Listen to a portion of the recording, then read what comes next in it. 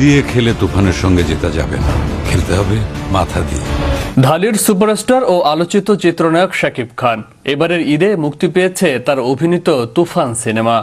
ইতিমধ্যে লাগে উড়াধুরা শিরোনামের একটি গান প্রকাশ হয়েছে, যা দর্শক মহলে ব্যাপক প্রশংসিত।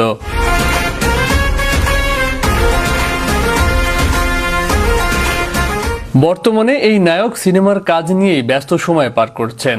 তবে এরই মধ্যে সোশ্যাল মিডিয়ায় একটি ভিডিও ক্লিপ ছড়িয়ে পড়েছে, যা নেট দুনিয়ায় ঝড় তুলেছে। এখন প্রশ্ন হচ্ছে, কি আছে সেই ভিডিওতে যা লুফে নিচ্ছেন নেটিজেনরা?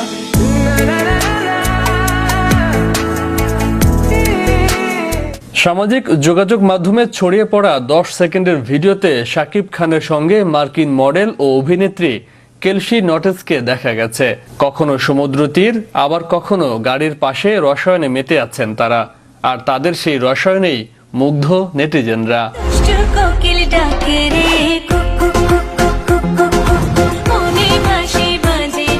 শাকিব খানের ভক্ত শুভাকাঙ্ক্ষীরা বলছেন, এবার হয়তো হলিউডের কোনো সিনেমায় কাজ করছেন ঢালিউড কিং খান।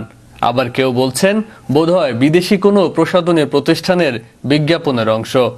এরই মধ্যে কেউ আবার বলছেন, শাকিব খানের নতুন কোনো সিনেমার দৃশ্য হতে পারে এটি।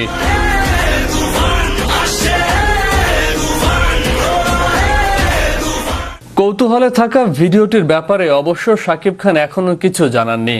আর এটি বিজ্ঞাপন চিত্র কিংবা হলিউড সিনেমার যে দৃশ্যই হোক না কেন, এতে তার আকর্ষণীয় লুক সত্যি প্রশংসার দাবিদার। এর জন্যই আরো একবার প্রশংসার জোয়ারে ভাসছেন এই কিং খান।